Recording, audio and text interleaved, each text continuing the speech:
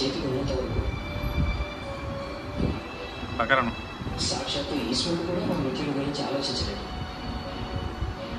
కానీ మీకేమవుతుందని నాకు భయంగా ఉంది. మీరు రేపు రణభూమికి వెళ్ళటమేనాడా? నీ భయం నాకు కవచం కావాలవుతా, నాకు బద్ధంగా మారకూడదు.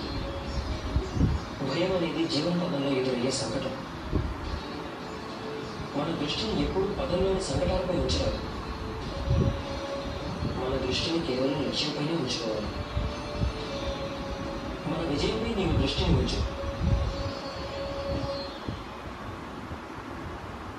ఇప్పుడు నా దృష్టి కేవలం రణభూమి పైనే ఉంటే, రణభూమిలో మీ ప్రాణానికి సంకటం ఎదురైతే అప్పుడే నా ఊపిరి ఆగిపోతుంది.